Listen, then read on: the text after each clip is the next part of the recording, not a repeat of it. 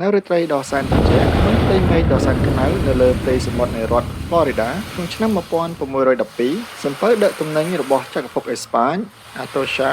ទប់ទៅដោយទ្រព្យសម្បត្តិដ៏មហាសាលកំពុងព្យាយាមក្រចរត្រឡប់មកកាន់ប្រទេសអេស្ប៉ាញវិញយ៉ាងណាមិញពេលដែលសំពៅបើកឆ្លងកាត់ច្រកសមុទ្រ Florida វាបានពើប្រទះនឹងខ្យល់ព្យុះបោកបក់ដែលធ្វើឲ្យក្តោងនិងស្លាបចក្ររបស់សំពៅត្រូវបានបែកបាក់ហើយមិនដល់ពី3នាទីផងសំពៅទាំងមូលក៏បានលិចលង់ទៅក្នុងសមុទ្រយោងទៅតាមកំណត់ហេតុសំពៅនេះត្រូវបានគេជឿថាបានដឹកទ្រព្យសម្បត្តិដែលមានតម្លៃយ៉ាងហោចណាស់$500 លានសហរដ្ឋអាមេរិកសប្តាហ៍ថ្ងៃត្រូវបានលិចលង់នៅយប់នោះហើយទីតាំងនៃសំពៅ Atocha បានក្លាយជាឥដ្ឋកំបាំងតទៅក៏ប៉ុន្តែ3សតវត្សរ៍ក្រោយនៃការលិចលង់នៅក្រោមបាតសមុទ្រទីបំផុតកំណប់ទ្រព្យដ៏មហាសាលត្រូវបានរកឃើញវិញហើយវាបានបង្ហាញឲ្យយើងឃើញថាវាមានតម្លៃលើសពីអ្វីដែលយើងធ្លាប់បានដឹងវីដេអូនេះយើងនឹងនាំអ្នកទាំងអស់គ្នាទៅមើលពីវិធីសាស្ត្រដែលបរិមម្នាក់និងក្រុមការងាររបស់លោកបានចំណាយពេលជាង1ទសវត្សរ៍ដើម្បីការស្រាវជ្រាវរុករកសំពៅ Atocha ដោយប្រើវិធីសាស្ត្រវិស្វកម្មដ៏ប៉ិនប្រសប់និងកំណត់ហេតុពីបុរាណដែលនាំពួកគេទៅកាន់កំណប់ទ្រព្យនៃការលិចសំពៅដ៏មានតម្លៃបំផុតក្នុងប្រវត្តិសាស្ត្រនៅពេលដែលសំពៅ Atocha លិចលង់នៅក្នុងឆ្នាំ1612វាត្រូវបានជាប់នឹងច្រាំងនៅ Florida Key ប្រហែល321គីឡូម៉ែត្រពីកោះដ៏តូចចង្អៀតមួយនៅកាលនោ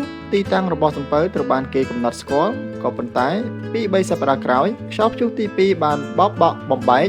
សំពៅទៅជាកំទេចកំទីពេញបាតសមុទ្រហើយទីតាំងរបស់វាហាក់បីដូចជាបានបាត់បង់ជារៀងរហូតក៏ប៉ុន្តែកំណត់ត្រានៃទ្រព្យសម្បត្តិរបស់វានៅតែត្រូវបានគេចងចាំមិនភ្លេចយោងទៅតាមបញ្ជីដឹកទំនិញរបស់វាបានបង្ហាញថា Atocha បានផ្ទុកមាសចំនួន150នំប្រាក់ជាង1000ដុំនិងប្រាក់កាសចំនួន50កេសពេញសរុបទាំងអស់វាមានតម្លៃយ៉ាងតិចណាស់កន្លះពាន់លាន$សប្តាហ៍ថ្ងៃអ្វីដែលគេត្រូវធ្វើនោះគឺរងចាំនរណាម្នាក់ស្វែងរកវាតែប៉ុណ្ណោះនោះហើយជាពេលដែលអ្នកប្រមាញ់កំណប់ជនជាតិអាមេរិកលោក Mel Fisher បានចូលមកដល់លោកបានចំណាយពេលស្ទើរតែមួយជីវិតរបស់លោកក្នុងការរៀនជាមួយទឹកជាមួយនឹងប្រពន្ធរបស់គាត់ដែលបានបើកសាលាបង្រៀនអ្នកជាមួយទឹកនៅរដ្ឋ California ពួកគេបានបង្រៀនសិស្សច្រើនជាង60000នាក់ឯណោះជាមួយនឹងភាពទាក់ទាញរបស់ Atocha គ្រួសាររបស់ Mel បានធ្វើការផ្លាស់ប្ដូរទីលំនៅទៅ Florida ហើយចាប់ផ្ដើមធ្វើការរុករកកំណប់ដែលកំពុងរងចាំពួកគេនៅបាតសមុទ្រពួកគេចាប់ផ្ដើមរុករកជាមួយនឹងទូកតូចមួយរួមជាមួយឧបករណ៍រាវរកកំណប់នៅតំបន់មួយដែលមានឈ្មោះថា McChumby Keys ក៏ប៉ុន្តែក្រោយការរុករកច្រើនជាង1600គីឡូម៉ែត្រពួកគេរកមិនឃើញសូម្បីតែវត្ថុមានតម្លៃមួយសោះការរុករក Atocha វាហាក់បីដូចជាការរុករកបញ្ចូលក្នុងបាតសមុទ្រសម្រាប់យើងទាំងអស់គ្នាយ៉ាងណាមិញលោក Mel មានអ្វីដែលពិសេសសម្រាប់ជួយពួកគាត់នោះគឺប្រវត្តិពិទូAgent Leon ដើម្បីសិក្សាបន្ថែមពីព័ត៌មាននៃការលិចលង់របស់ Atocha លោកបានទៅបន្ទប់ទុកឯកសារនៅទីក្រុង Seville ហើយបានរកឃើញឯកសារមួយដែលគាត់ត្រាទុក4ឆ្នាំក្រោយពេលដែលសំពៅបានលិចលង់ឯកសារនេះបាននិយាយអំពីកោះតូចមួយឈ្មោះថា Mercedes Key ដែលវាមានចម្ងាយប្រហែល160គីឡូម៉ែត្រពីទីតាំងដែលលោកកំពុងស្វែងរកភ្លាមៗនោះក្រុមការងារនឹងលោក Mel បានផ្លាស់ទីទៅទីតាំងថ្មីដើម្បីបន្តស្វែងរកក៏ប៉ុន្តែពួកគេបានប្រទះនឹងបញ្ហាថ្មីមួយទៀតនោះគឺការមើលឃើញនៅក្នុងទឹកជម្រៅដ៏ជ្រៅទោះបីជាទឹកសមុទ្រមានសភាពថ្លានៅលើផ្ទៃក៏ដោយលោក Mel បានមានគំនិតមួយដ៏ល្អល្អឯកប៉ុន្តែវាពិតជាសាមញ្ញលោកបានភ្ជាប់បំពង់ទី2ជាមួយនឹងស្លាបចក្រទូករបស់លោកវិធីសាស្ត្រនេះមិនត្រឹមតែជួយធ្វើឲ្យទឹកល្អក់ទៅជាថ្លាទេក៏ប៉ុន្តែវាក៏បានជួយឲ្យដីពួកផតចូលទៅក្នុងដែលអាចឲ្យពួកគេមើលឃើញយ៉ាងច្បាស់ពីវត្ថុដែលបានលិចលង់ហើយនៅក្នុងថ្ងៃមួយក្នុងឆ្នាំ1971ពេលដែលបាតសមុទ្រមានសភាពថ្លាវាបានបង្ហាញឲ្យឃើញនៅយុទ្ធការដ៏ធំមួយទោះបីវាមិនមែនជាវត្ថុមានតម្លៃអ្វីក៏ដោយក៏ប៉ុន្តែវាជាតម្រុយទី1សម្រាប់ពួកគេដែលកំណប់ទ្រព្យនៅមិនឆ្ងាយពីពួកគេទ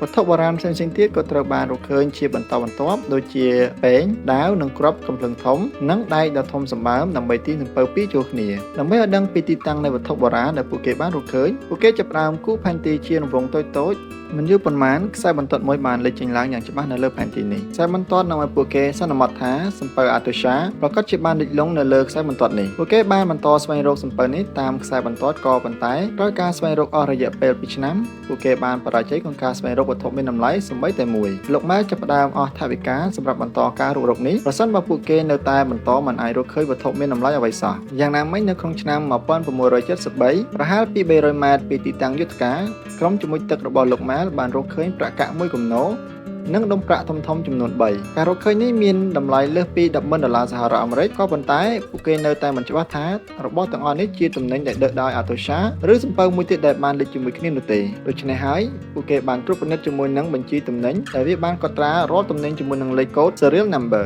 នៅទីបំផុតពួកគេអាចបញ្ជាក់យ៉ាងច្បាស់ថាអ្វីដែលគេបានរកឃើញពិតជាកំណប់ទ្រព្យដែលបានដឹកដោយ Atocha ពិតមែនក្រុមការងារនេះក៏ចាប់ផ្ដើមលាងសម្អាតកាក់ទាំងនោះ ជាមួយនឹងប្រព័ន្ធ electrolysis ដើម្បីលក់វត្ថុទាំងអស់នេះជាមួយនឹងលំហូរសាច់ប្រាក់ទាំងអស់នេះម៉ែលនិងក្រុមការងារអាចបន្តការរុករកកំណប់ទ្រព្យរបស់ពួកគេទៀត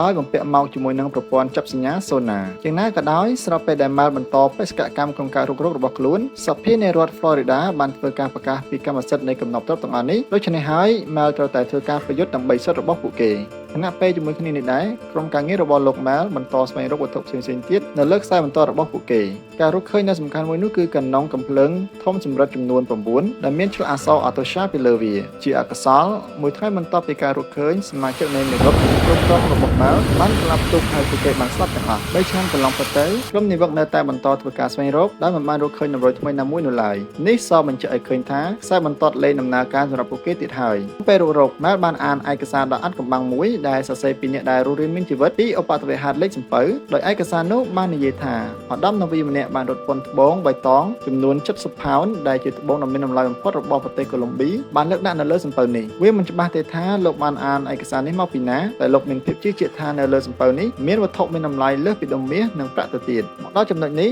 បន្ទាប់ពីលោកធ្វើការទាមទារតាមផ្លូវច្បាប់អស់រយៈពេល8ឆ្នាំទីបំផុតលោកអាចមានសិទ្ធិជាម្ចាស់កម្មសិទ្ធិនៃកំណប់ទ្រព្យដែលបានពីការស្វែងរកសំពៅ Atosha ក៏ប៉ុន្តែត្រឹមចុងទសវត្សរ៍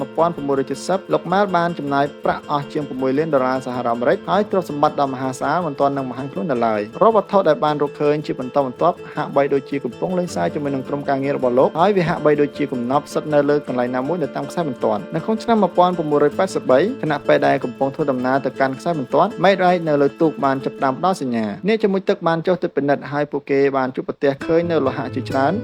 នៅក្នុងទីតាំងមួយនៅភាគអាគ្នេយ៍នៃខ្សែបន្ទាត់តាមរយៈការរកឃើញនេះខ្សែបន្ទាត់ថ្មីមួយត្រូវបានគូរឡើងនៅលើផែនទីបំបែកចេញពីខ្សែបន្ទាត់ដើមពួកគេដឹងថាសំពៅនេះត្រូវបានបោកបំបែកពីគ្នាមួយខែបន្ទាប់ពីវាបានលេចដូច្នេះហើយវាអាចទៅរួចដែរកំណប់សិទ្ធិនៅលើខ្សែបន្ទាត់ថ្មីពួកគេក៏ចាប់ផ្ដើមរុករកលើខ្សែបន្ទាត់ថ្មីអស់រយៈពេល2ឆ្នាំទៀតហើយបានរកឃើញវត្ថុមានតម្លៃជាហូរហែហើយនៅទីបំផុតនៅក្នុងថ្ងៃទី20ខែកក្កដាឆ្នាំ1985គឺ10ឆ្នាំក្រោយនៃការស្លាប់របស់សមាជិករបស់គាត់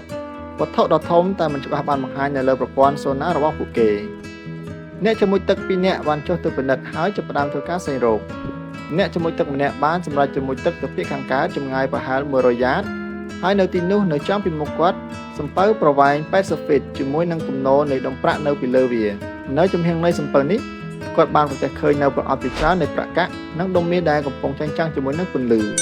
វាគ្មានមិនត្រូវសង្ស័យសោះឡើយបន្ទាប់ពីការស្វែងរកកំណប់អស់រយៈពេល16ឆ្នាំទីបំផុតលោកម៉ែនិងក្រុមការងាររបស់លោកបានរកឃើញកំណប់ទ្រព្យដ៏មហាសាលកាន់តែពិសេសជាងនេះទៅទៀតនៅពីក្រោមនៃគំនរបាក់បែកនៃសំពៅត្បូងពណ៌បៃតងប៉ិនមេដៃដែលមួយគ្រាប់មានតម្លៃរហូតដល់ជាង$80,000ត្រូវបានរកឃើញដោយអ្នកជាមួយទឹកនៅមិនឆ្ងាយពីគ្នាត្បូងមួយទៀតក៏បានរកឃើញហើយម្ដងនេះវាមានតម្លៃច្រើនជាង$1 លានឯណោះសរុបមកត្បូងពណ៌បៃតងសរុបជាង2000គ្រាប់ត្រូវបានរកឃើញហើយរឿងនិទានរបស់ម៉ែលវាបានក្លាយជាការពិតមែន